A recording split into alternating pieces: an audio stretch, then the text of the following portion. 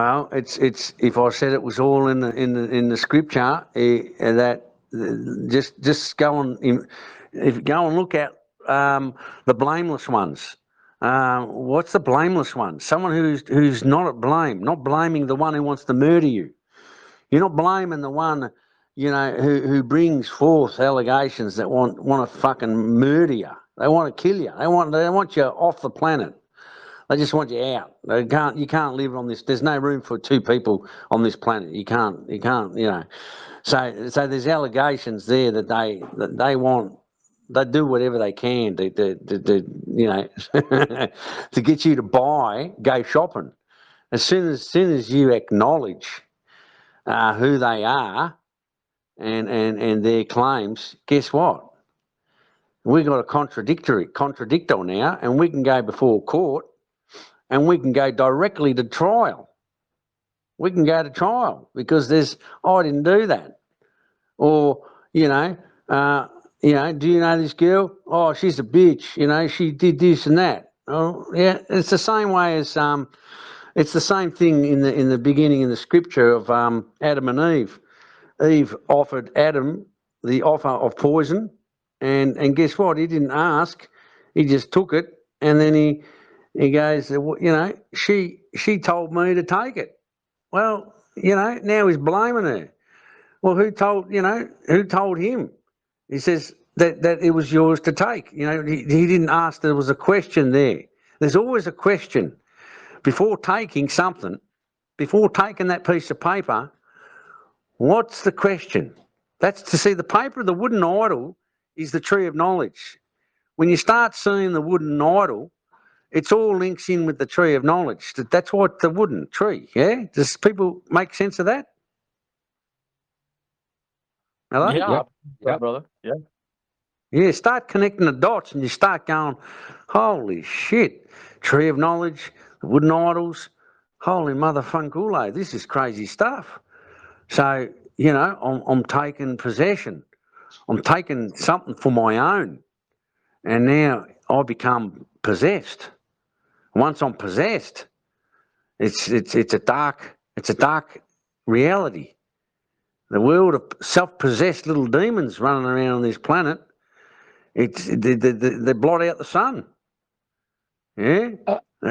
Each owner or possessor wants to bomb another. That's what I was saying when I was sending the text to you the other day about through words they want to bomb their neighbour. Well, it's whether they're literally bombing them or they're not bombing them. It's the transmission of their thoughts that basically they're in possession of, and the use of the word is weaponized. And once it's weaponized, it's like throwing bombs. Does that make sense? Are you saying that there's really no way for there to be neutral inquiry? Well, how is there no way? If you've been listening, you would have been starting to see that there is a way of doing it. The demonstrations are happening constantly in front of you, and then you're asking that question. So, yeah, you know what I mean? It's like Jesus allegedly says, "Must I keep kicking amongst the pricks?" The prickle bushes. It's like that's what it's like, because it's very hard to get through this message, because it's who can listen to it. Very hard somehow. I don't know why it's so difficult. If you've got two neighbours going for it, well, it comes all back to what's coming out of that pie hole. Yeah, everything comes back to it. Why are you doing that, brother? What what do you want? How may I help? Would this make it better? If I did this, is there something you need? Did I say something that might have upset you? Or what can I do to make things better? Whatever. It's just listening before it gets out of hand, and then they start dropping bombs on you. Don't forget, when someone's dropping bombs on you, it means that obviously they got a chip against you in some way, and maybe you're asking a lot more questions that they didn't like or whatever, or maybe it's the other way. You gave them too many statements and they want to burn you for it. So, I mean, yeah, think carefully about the question you were asking before about. Did you want to repeat that question again? Well, maybe what about a general inquiry? About what? Just how do you end up with a general inquiry without it being seeking for knowledge? Well, did you know there's a way of being neutral? I mean, how you be it neutral is just, if someone's bringing up a whole lot of stuff, just go, why are you telling me that? All right, there's a lot of neutral questions. What do you mean? That's neutral. Why are you telling me that? Is there something I can do to make it better? That's neutral. Or listen to the moment, listen to what's before you, and ask yourself if you're picking up their terms, you want to be careful because that's when you're going into battle. When you're picking up their terms. So is it like consider without taking? Like, is that kind of like what observing is? Yeah. Well, rephrase the word observing. Look, for the sake of this exercise, yes, it's Okay. you're more or less just focus on listening. You're more listening than you are observing. You're listening. And when you're listening, you're listening for a way. Is there a way to deal with these allegations? Is there a way to deal with someone who is blasting from their heads and they want to murder you? Is there a way to calm things down in a sense? Why give them ammunition? Why give someone something to keep the war going? Why give someone anything to throw back at you? Yeah? And that's why there's a lot of whatever gurus and bananas out there. Everything they bring up, it can get thrown back at them in a way because it demonstrates warfare because they're in possession of terminology, which is words. And once a word is taken, it becomes a sword. You go into battle for combat to contradict each other. He said, she said. So it becomes a battleground, a battlefield. Yeah? It becomes a battlefield, and they at the same time they're professing to be a peaceful inhabitant on a battlefield. I mean, go figure. what a hypocrisy there.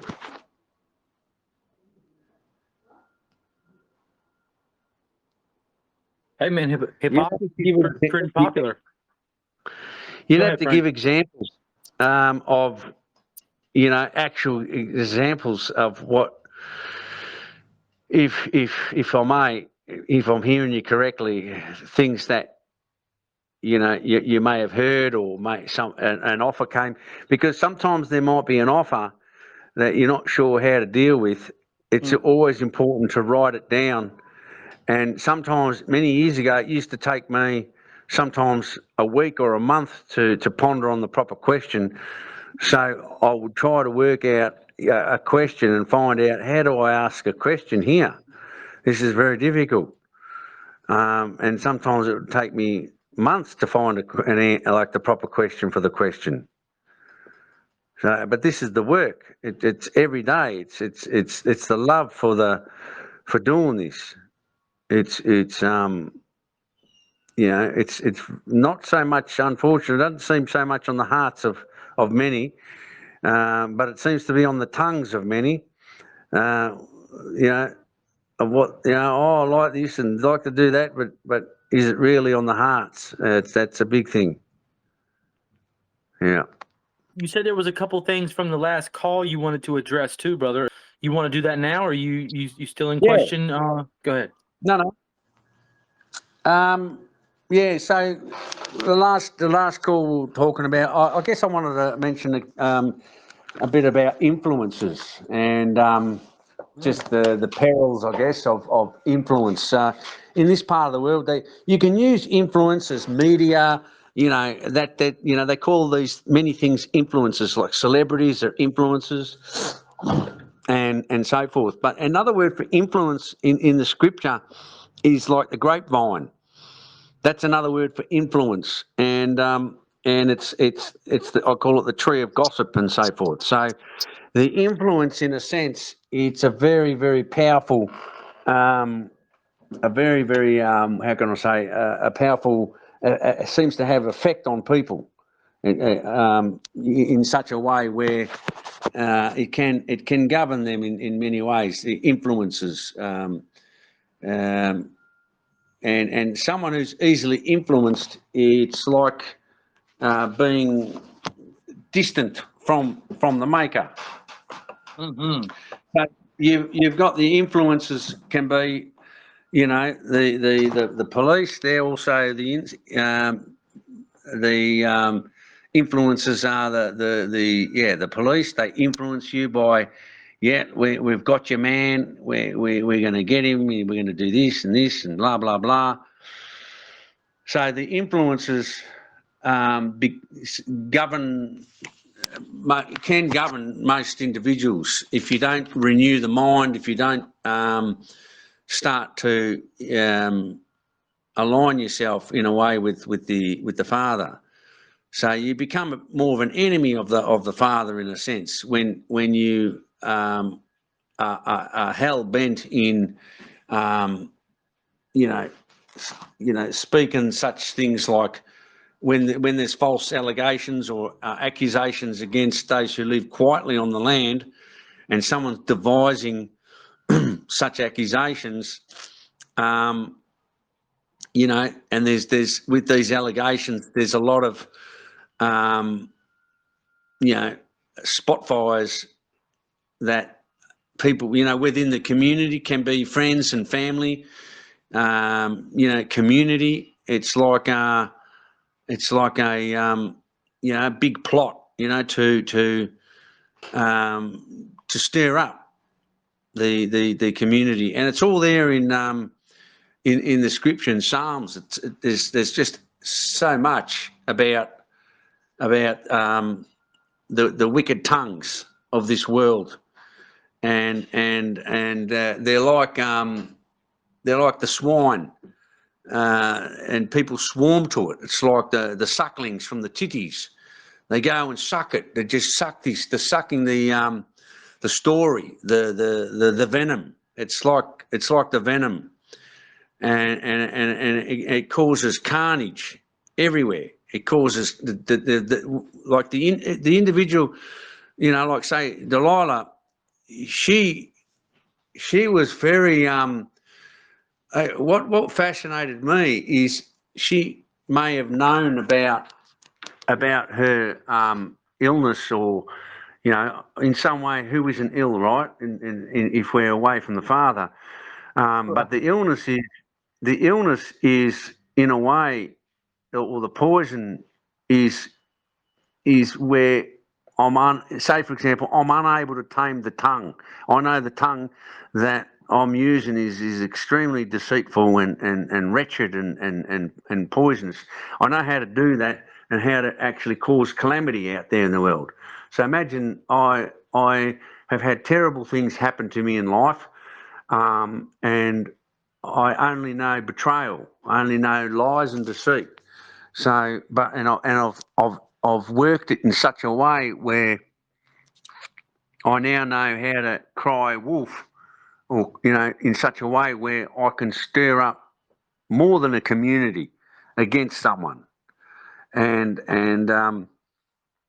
in a way, the individual, the one who's sprouting all that, they're in a lot of pain, in fact, if I told you that the one who spreads these things is actually calling out for help, and the ones who actually are suckling from her titties, in a sense, she completely despises them, because it's like, you're not here to help me in any way.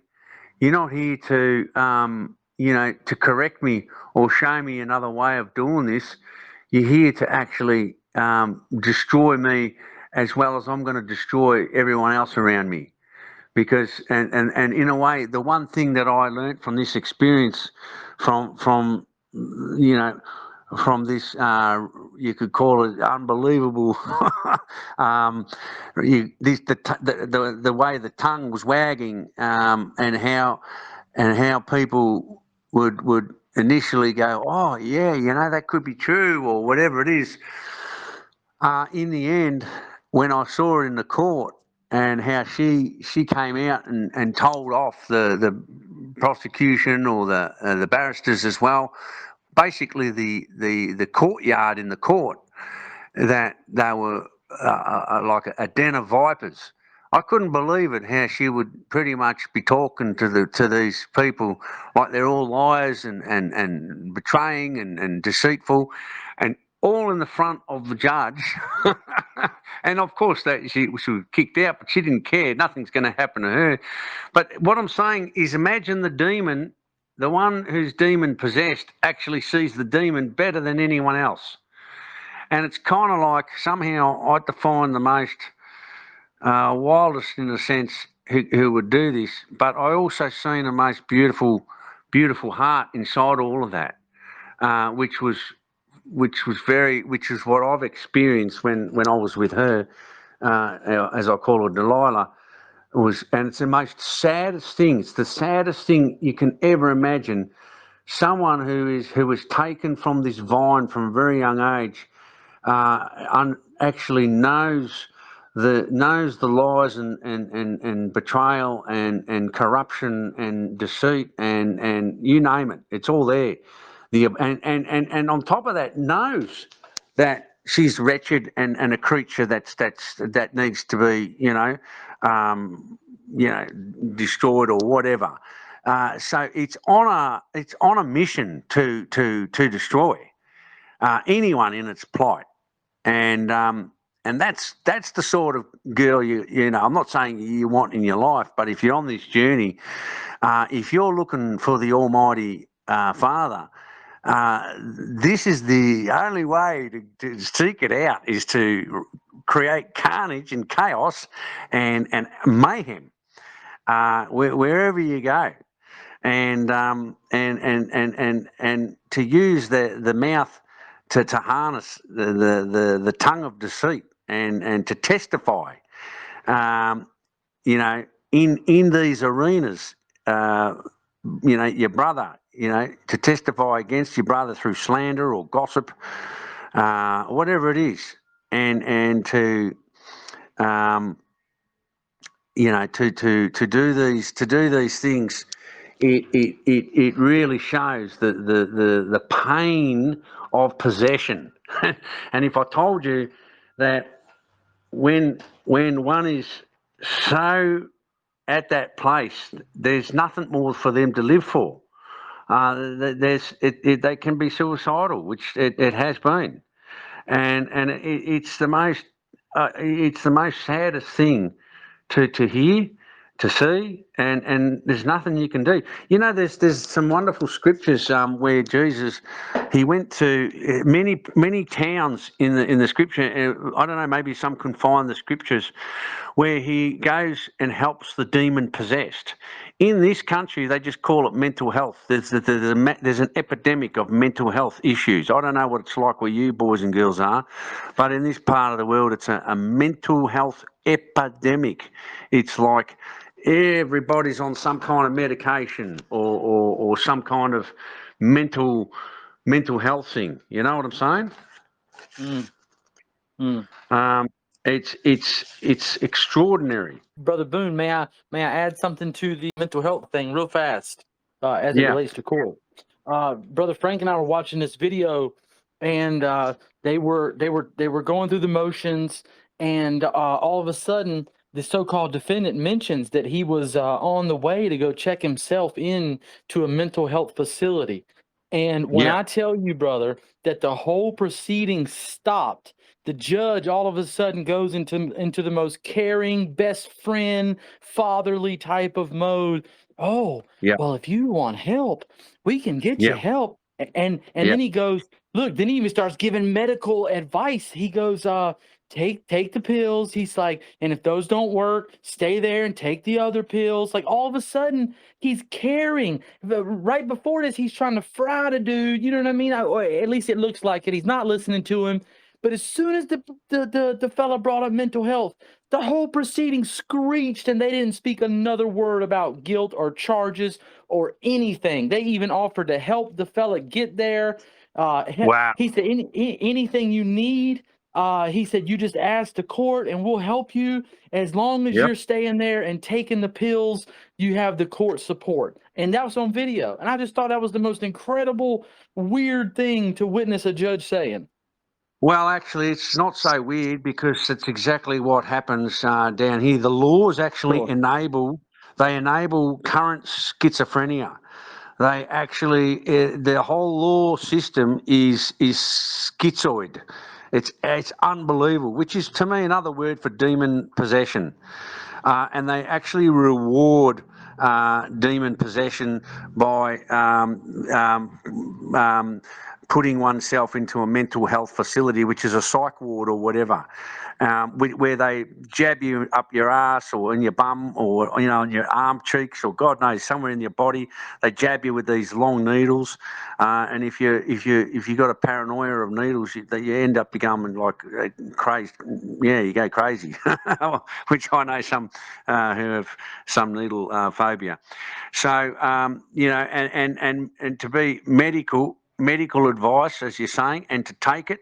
So they're not helping with any solution. In other words, this is an example of this is our kingdom of schizophrenia. And it's demon possessed, and we want you to keep taking the demon doctrines of man, which is the pills. Take more pills. We give you more jabs, and we'll sedate you, and we'll reward you. So what was very interesting in this journey with me and Delilah, it was like you had on one hand a complete dumbass, and on the other hand you had like a schizoid, phrenia in a sense, which was, it's not who. I don't necessarily see her as that, but there's that element in there that has consumed most individuals when most people you can hear it when they're talking. They're like there's a schizophrenia, which basically means schizophrenia is to rip apart. And when you're ripping apart, you're tearing the it's like those conditions where autoimmune. It's like an autoimmune of cancer. It's mission impossible. It's starting to destroy you from the inside out. So that's the reality of possession. It's actually to see it on the scale that I saw possession. I'm not joking. If you had a love like I did for this, for I know you. Well, how can you love someone like? I don't know. Don't ask me how, brothers. How someone from the sky could come down and say right, and says this girl's for you for this time, for whatever.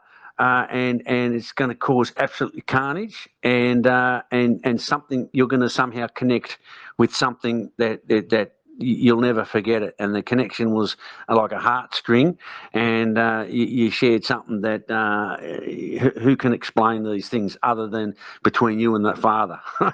and it was the saddest thing to see. It's kind of like the one, if you've ever loved anyone in your life, something that you've never imagined that you could love, something like that, and you knew that you had them, they were on the cliff, off the cliff, but you're holding them on the hand, and you knew the hand is slipping, and it's a little bit like the movies in the sense where you can't actually hold on to them. Their grip is slipping, and they fall, and it's terribly sad. It's how do you imagine letting someone go, knowing that you've seen, knowing that you've heard in them to say that they've basically said that it's I've gone too far to the other side. I don't know if I can come back. That's, and then they know, and then at the same time, they're always asking for the Father to help, but they know that they can't because they've just gone too far. That the influences in their life have sedated their illness for so long, and they've encouraged and participated in their demise, which is actually the most horrendous. And that's what's really happening on a mass scale. We're all participating in a system that's schizoid, and basically the children today, we're just apprentices of a schizophrenic society, if you want to call that. So it's all about demon possession, and it goes, it goes beyond. It goes beyond one's comprehension, because once you, I really wanted to believe deep down that there must be something. If Jesus would heal and make whole, allegedly, I don't know about it, I've never met Jesus, but if it was true, some of these stories in the scripture, if it was true that he come across some villages of these demon-possessed people and individuals, and he healed them, and they became whole. Like he gave examples of possession in some way, and he sort of helped them, be clear of it. And they would the spring came back in their foot, and they were able to bounce along and live life again alongside with the Father, in a sense. Yeah, I was just like, oh no, I'm going to see if this is possible. Maybe I was schizophrenic. Maybe I'm the one who's delusional and that, because I wanted to see, if it was possible for the one that was, maybe it's impossible, with all of its, so-called, the mouth of an open grave, and the what has the spot fires and the woodlands and all of that being burnt down with the tongue, and just how the demon, in a sense, operates and how it works. And at the same time, there's two of us in us. As unfortunately it's been fed, in a sense, but there's also another subtle side in us that it's crying out for our maker, and it's like it's the other side seems, the dark side in some way seems to be much more powerful in some way. It's like if we don't turn towards the Father and I don't know, beg for help in grace or something, just in some way find a way to and if you can find someone in this life, probably why I was her public enemy number one, probably because maybe we see a little bit of ourselves in the other, and if someone was kind, and if someone was gentle with someone, and someone was shown a way of speaking that was peaceful, without going into combat with the individual, you weren't enabling their sickness, you weren't encouraging them to continue with their way of talking that way, and you were going the opposite direction, with providing examples of what maybe was coming out of her mouth, and there was no combat, in a sense, from my side, if I own such a thing, from this side. Yeah. Now I say that, so yeah. So it's very, very alarming, in a sense, to see someone that you've seen. It's just an illness. That's all. It's just an illness. Possession's just an illness. It's a terrible illness, and to see the scale of the illness, it's unfathomable. I'm still trying to make, like, how do I put it? Just because it's all about complete division. It's about rip apart. It's like if they're ripping apart every little fabric inside themselves, and they're ripping apart, they're not coming closer to the one who's really going to help them. They're going to not come close to the Maker, to the Father. They're not going to come. They come as much as they got God and divine and the Force on their lips. They know it's the one thing it can't come anywhere close to. It's like a sun. It's going to burn them. It's just they've been so deeply involved in this darkness. It's the saddest thing. If there's something that I saw in all this, let me say that I if I was to say anything, I probably cried a good 12 months, which is probably what I needed to go away and do, because of seeing what I wouldn't have been able to see if I didn't actually meet this most beautiful being, and this beautiful being, unfortunately. You know,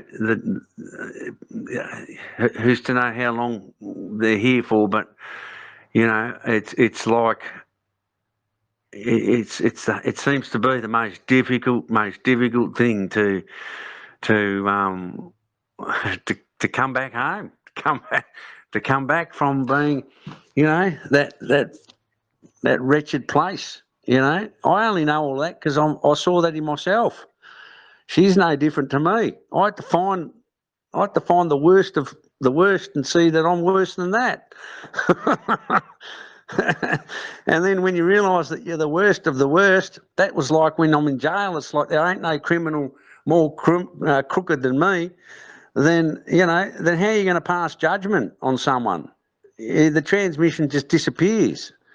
So that they see that when you are of the worst of the kind, you're a wretched creature, that you're the abomination of all abominations, then there's very less likely of a transmission of that you're going to be judging someone, because why? You'd rather than competing and out competing someone thinking you're better or whatever, I'm going the other way initially and going, well, what makes me any better? Or I'm certainly even thinking that way. I'm 10 times worse than them. You know what I mean?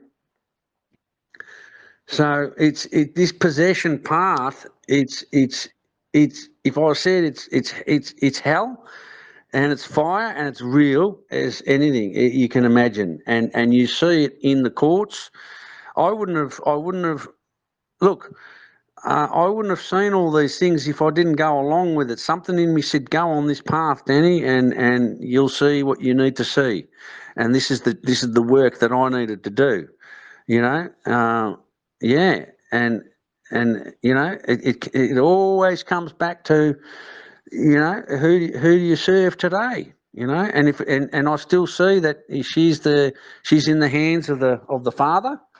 That the Father will find a way. I think that's with everyone. If there's two people that, you know, there's one who's maybe gone astray and find it hard to come home, to come back.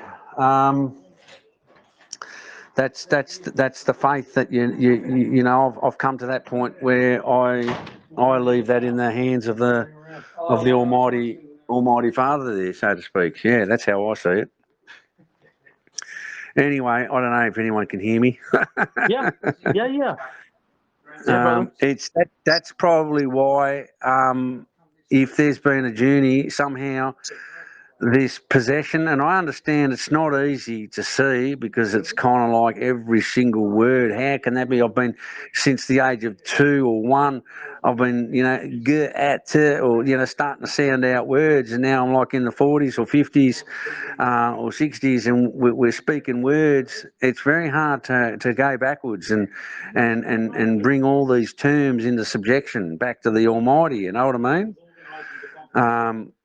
It's a very difficult. It's very difficult. That's why in the Matrix it was easy for the guy to eat meat. He goes, "Oh, it's easy. I'm going to stay where I am, and doing this journey is not easy." You know what I mean? It's not easy, but it is. You know, definitely simple. She's okay now. Yeah. Anyway. Brother Frank, do you have a question? Oh, the state election's coming up. I'll probably run now. Oh, hey, okay, yeah. I definitely was with you through that there, Boone. I definitely vibing with that. It all made perfect sense. Yeah. Look, because look, this possession thing, like, actually, there's two things that goes on. The possession, in a sense, is like another word for schizophrenia. I mean, you got so many words; they're all the same, really. But the grace there is grace there if there is something inside the person or the girl if there is something in there, and I would pray every day. It's not for us. Imagine that, and there's nothing for me. There's nothing for me. If I was to pray or meditate, it would be all for the well and the health of the girl, that she would become well in the presence and whole with her designer and her maker. And if that was ever possible, then it's fulfilled here. Then it's like, well, the journey. If I was here on a journey, then the journey is now complete. That she has found a way to peace. If we find the path to peace, who can do it on their own? On your own, it's just more hell and blame and disaster. It's a nightmare. But there is a way. There's a way if it's possible. It's with no other than the maker of all this. It's crazy, right? But anyway, I do go on. So are you saying that you needed, so at this point in the journey, are you saying that it was more valuable for excuse the term, for your personal experience and learning and growth to be subjected to such an experience instead Oh, of being able to have yet another court so-called success or whatever it is, and it's still a success, yeah. 100%. 15 months versus 25 years. I think no one could call that anything less than a blessing, for sure. You know what I'm saying? But still a year plus for totally false charges. So I guess I'm just saying, or I guess I'm just asking, is that what you're saying? That those 15 months Okay. were more so for you? Go Yeah. ahead, because Let me. I know you're Yeah. on a court journey too, and you had a lot of court experience. You see what I'm saying? Yeah. So I guess I'm just trying to understand Yeah. No, what you were saying they're about the bloody journey good. part. Look, good point. Question there, brother. Look, if I said that it was exactly. Well, actually, I'll share with you in a bit. I'll bring something that I wrote. If you can bear with me, just hang on a second. Keep that one in mind. Hang on one little moment.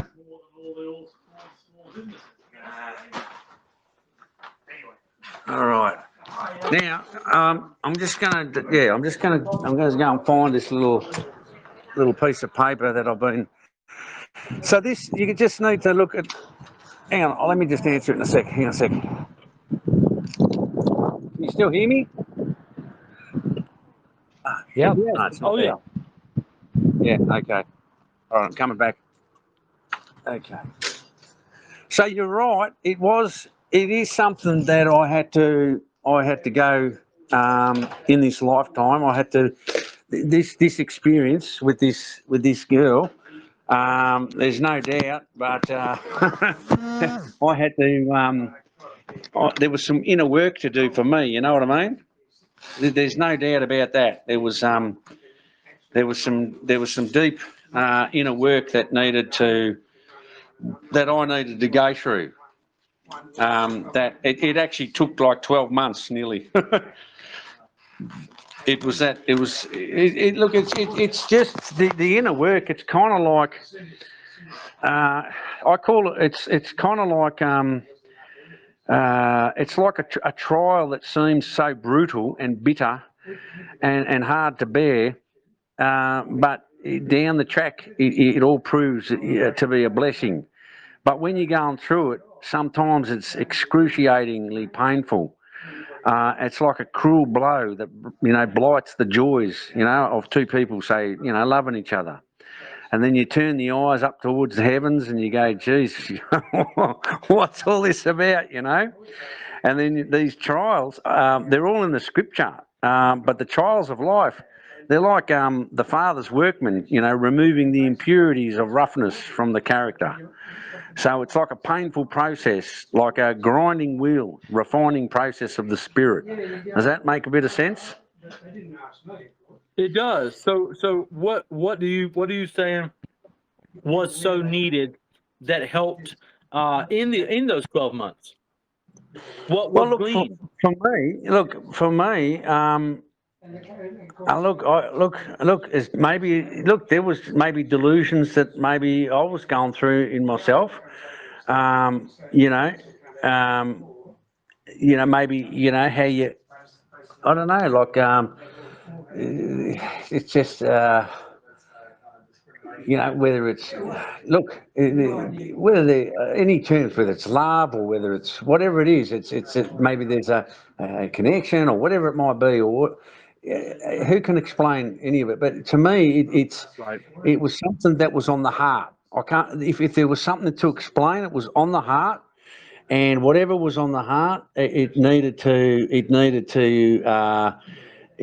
whether the tears were like the river in a sense, if like an inner meditation in a sense, and it could also be stuff from childhood, can be stuff that has happened all through your life. So in a way, she's just also a mirror of you of your. Well, you're both like mirrors to each other. You know what I mean? So so in a way, me going on this journey, there was more to it on a not only with the police in a sense, but also that feeling of innocence and trust, which is very very hard to come by in this day and age. Trust in a sense where if you trust the Almighty as number one. And then if you're with a partner who has a love for the Father, number one, and then you can trust that partner in a sense because you can trust what they're doing and you can follow what they do because you see what they do, because you just know that they're always seeking out the Father. If you're seeking out the Father, then trust can develop. We live in a world where there's no trust, very little trust. And especially with the maybe the Freud line, the female, there's very little trust because the experiences they have with whatever the men or whoever, I don't know, man, whatever, I don't even know what that is, but the connections they have in life have been deceitful. Maybe they have also. I look at the deceit in myself too. When I was, away, if I'm away from the Father, you automatically go into deception. And then you try to protect yourself and defend yourself, and you go into betrayal. So you automatically go into these places to defend yourself instead of bringing yourself back to the Maker. And that seems to be a cycle where we're living in a world where it's just like empty. It's like soulless. You know what I mean? Oh yeah, 100%, brother. Go ahead. And we're selling out. We sell our soul out. We sell the soul like you won't believe it. We sell out. We sell one out to another like in a heartbeat. We go on. We don't talk amongst one another anymore. The scriptures are all about that. Is to bring the brotherhood, bring the sisterhood, bring together. We seem to talk easier to an official or the unknown gods easier than it is to talk with a brother or a sister or a family member or the one you love. And that is when they go and talk to an official, when someone talks to an official, in the scripture it's all there. It all talks about you going off and you're fornicating. You're going off and you're going off on a swingers club. You're having a fuck fest with all these people. You don't even know who they are, and you're fucking them. And this is pretty much how the scripture talks about you going off and talking to these unknown forces. It's a calamity. It's madness, and that's a very big sad thing, because we're in this part of the world. It appears that it would be easier to talk to an official than to sit around the table, and sort things out nice and easy. You know what I mean? Well, brother, just to reconfirm, I believe the same thing is true here. The neighbor here had a young boy shoot out one of the office windows in the backyard, and I went over to him when he got back from work, and I just told him what had happened. And the reason I'm telling you this is because the level of thankfulness he went into, brother, for me not going to the officials, not going to the police. I mean, he just was like overly thankful. He was like, man, people just go straight to the police. He's like, thank you, man. Thank you for thank you for coming to me. And I Yeah. mean, he came by, checked on me every day, fixed the door as soon as he could, Beautiful. and everything was Yep. lovely. And it's like, That's right. to me, I believe that's how we should handle things too. So when you're saying that deeply resonates. I live that. And it is a shame, though, because I notice so many people, like you say, are so comfortable, even with their family, their relationships. They run straight to the officials. And it's like, Yeah. here, help me. I can't help myself. And I think that's Yeah. wild. Yeah, and it's extremely it's just extremely destroying, doing all that, and we don't actually realise the consequences in actually doing that. So that's awesome. Look, there's fundamental principle to all of this, and once we've taken the word, we actually go into violence, and it's very hard to come out of that matrix of violence. You know what I'm saying? One other thing is if you're with the Father, you do no violence to no man, neither accuse anyone falsely, nor carry a sword in your tongue, right, to wound the reputation of any man. Yeah, and there's a big rule to go by, which I'll share with you in a second. And it says, if it says any of this is stuff I kind of wrote about. We should never say nothing. You never open your mouth of a person, right? If you've got something ill to say, or you don't have anything nice to say, you never say nothing. You never say nothing of a person in his absence, right? That we should be unwilling to say if he were present. How few govern their conversations according to this rule? Did you know if you governed the conversations with this rule, this alone would change everyone's life? Yeah? Would there be wickedness in the world? Right? If you followed a few simple rules, there'd be no need for court. You would need no need for police. Right? Man, imagine just those simple rules. What do you think about that? It's beautiful, brother. It's beautiful. And what you demonstrated is going directly to the individual. That's like the ancients, how they used to do it. The ancient ways. It's like bring that way of doing things, bring that into this day and age. Where if someone has a complaint, you bring two or three parties so that they can listen for testimony. And once they can listen for testimony, they can come and find resolution, like they can hear, oh, did this happen? Yep, well, did you tell him to stop doing it? No, but we can, oh, is that what it was? Oh, okay, I didn't know what it was. That's what I was doing. Oh, okay, yeah, you were doing that, and so you're discussing it on the table.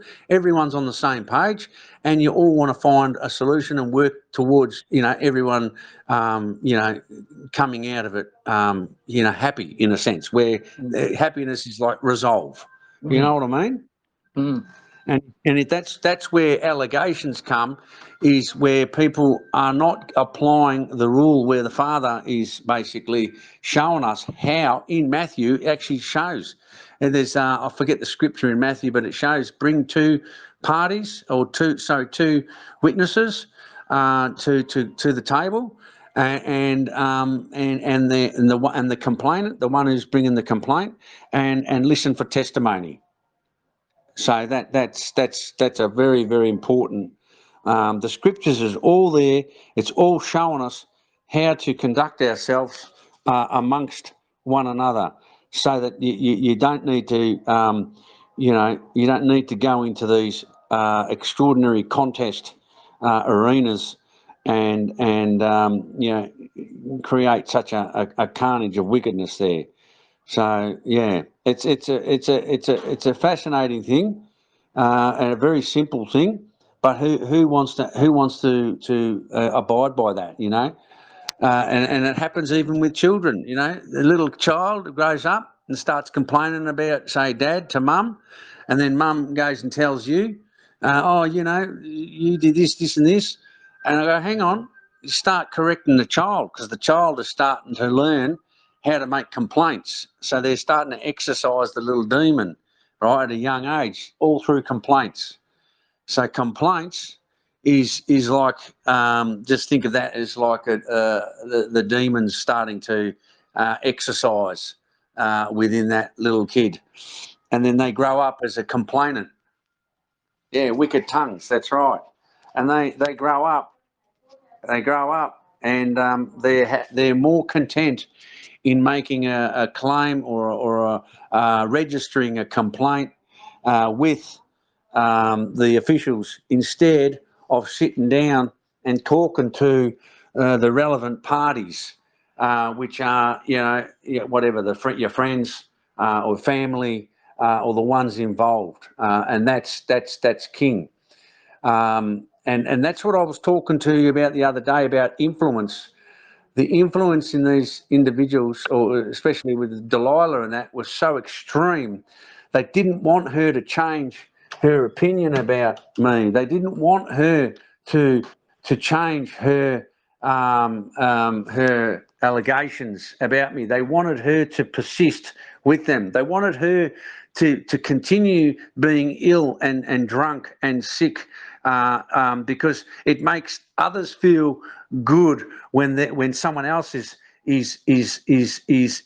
unwell and possessed and sick. Everyone else is happy. They're all comfortable as swine, as pigs in the mud, when everyone else is complaining and pointing the finger at the bad man, so to speak. Yeah. So they're not helping her, and that's why it's such a tragedy. Because what I discovered, no psych ward, no drugs that they have, no pills, no injections, no correctional facility, going to jail, nothing the system has to offer is going to help one become whole. It's only going to make them worse, and it's only going to, like what you said, oh yeah, we're happy to, that as long as you take drugs, and as long as you go on these programs, as long as you do these programs and you become more possessed and more possessed, we're happy. And if you die, we don't really care. It's okay. We'll have a funeral for you, and say, oh, she was a vulnerable soul, she was a good girl, but we all participated in her destruction. Do you get me what I'm saying? It's like Shutter Island. It's exactly like that. Thank you for bringing that up.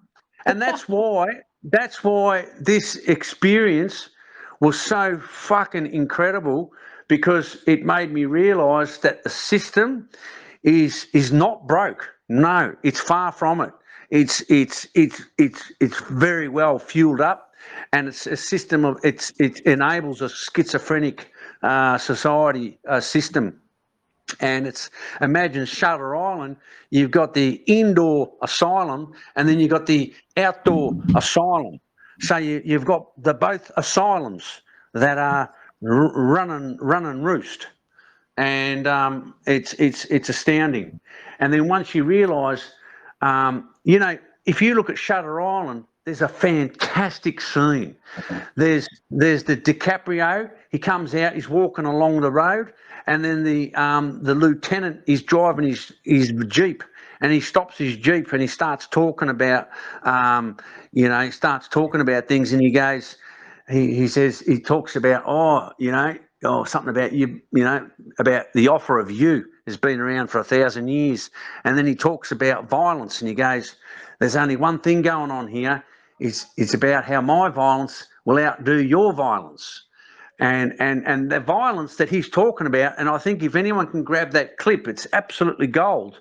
It's what he's saying is that you've taken the word of the Father, and once you take the word of the Father, you're a decrepit creature, and you're going to go to hell. And that's why we go to hell, because we're possessed.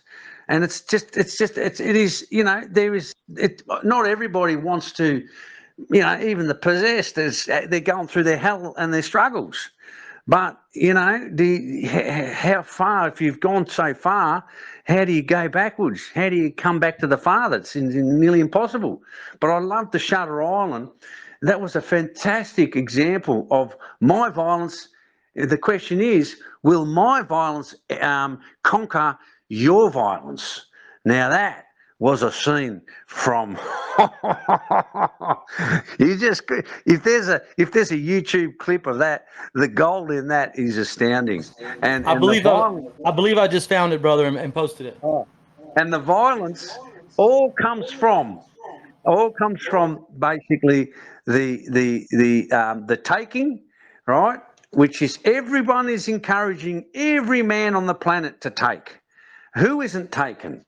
Yeah, that's why we're so lazy when it comes to that word take. We think, oh, it's a walk in the park. Well, what if I told you that if I had first-hand experience on the extremities of what it is to be demon possessed or completely possessed by something? Maybe if I see what possession is, maybe I'm possessed myself. But to see it on the scale is the most saddest thing you can see. I'm still trying to come through it if I come through such a thing, because you don't want to wish anyone this. It's horrendous. It's like you're watching the one you're watching the ones you love die. You can't help it. You can't do nothing for them. You only, if there was one wish, is that you wish that they're in the hands of the Father and that they hold her, as best as they can, and hopefully maybe there is a chance. If there was a chance, wow, that would be something. Then there's hope for everyone. But maybe the hope is the only hope that there is when we come back, to the Father. Other than that, I can't see anything else as a way through this quagmire. But anyway, does that make a bit of sense of what I've been talking about? Yeah. Yep. And it's very good to see not only examples of what you're going through, like what I went through with courts and jail and relationships, but how do you see this shit if you do not go through the journey, to see the detestable acts, that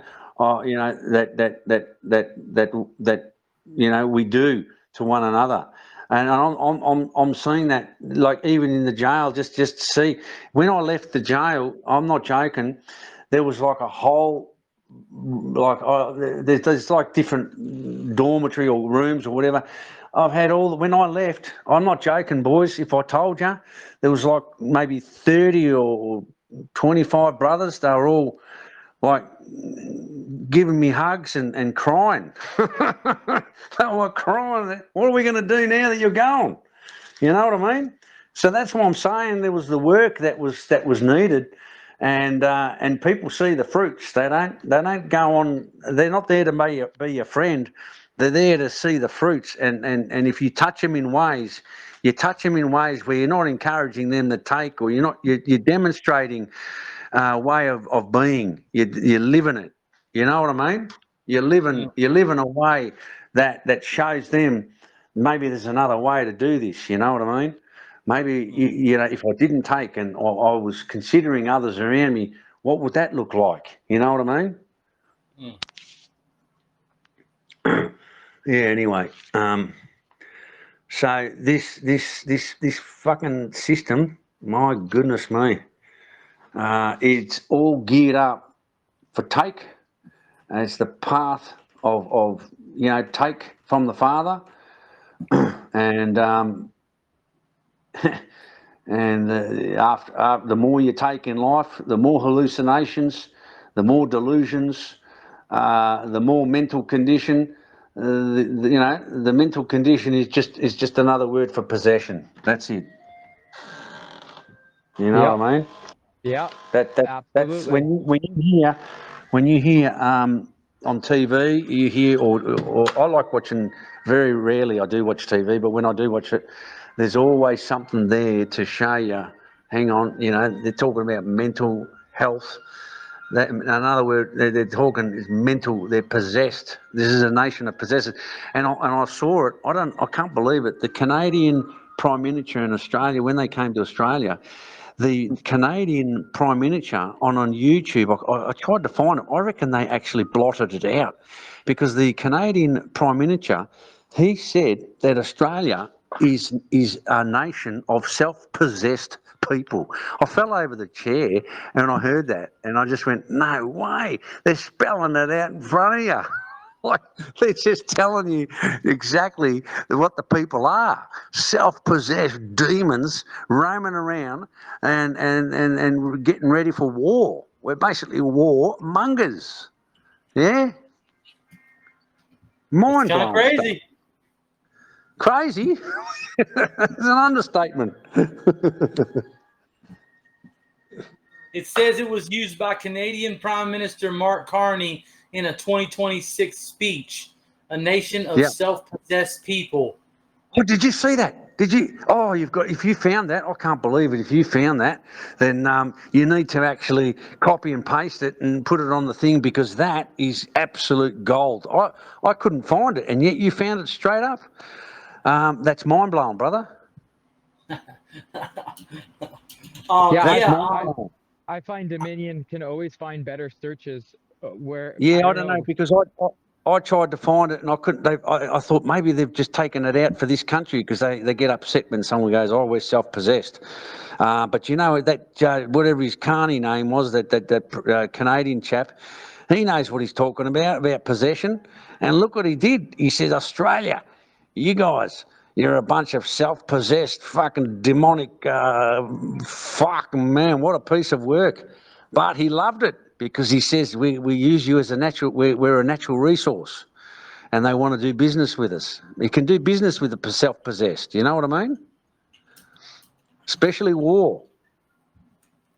I can't believe you found that, brother. That's absolutely gold. Fuck, man. Unbelievable.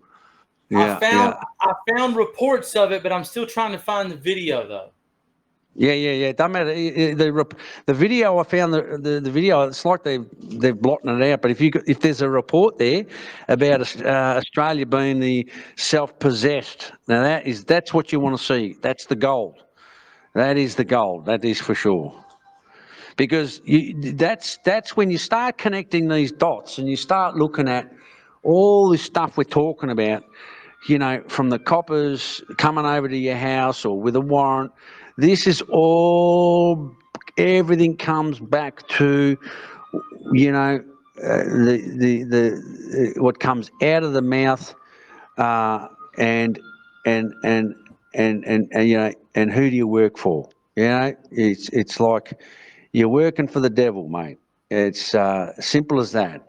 When you're backbiting, you're gossiping, or you're speaking about others, it's all the devil. Like to me, if I speak not nice of someone, I can say to them, oh, you know, I'll say that to, say, a friend of mine.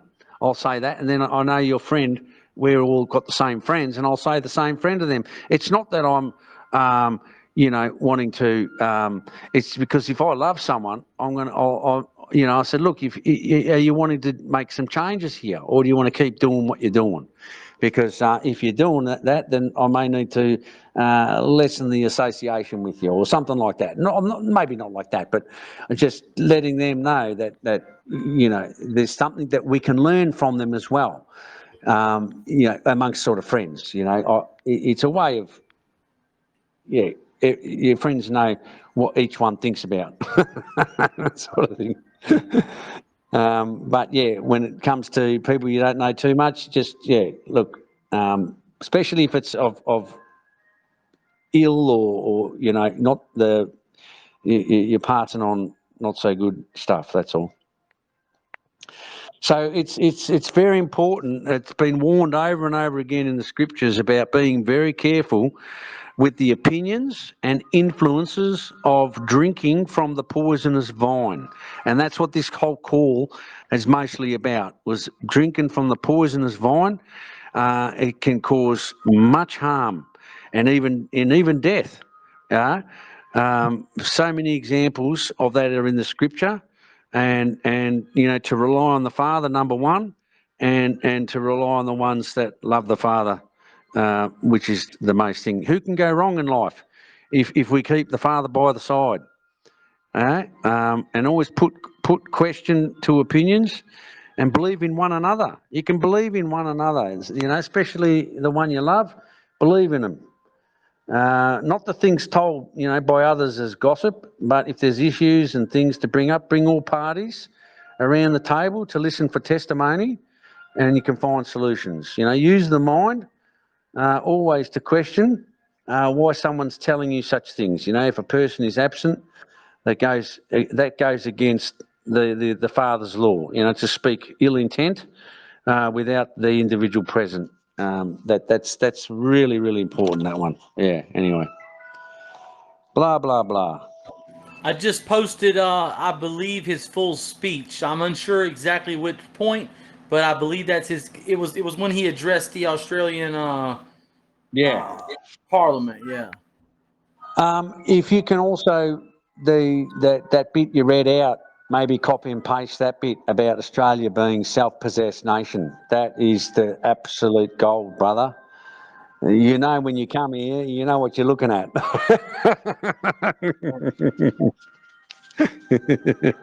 You'll go, do I need to come to that country? Oh, mate. I've always said we're like a redhead with an iron poker, you know, the iron poke, ready to poke someone's eye out, like unreal. So, yeah, what a journey. What a journey. There you go. Look at that. Now, you can actually, that's what, you know, in a lot of those pictures that you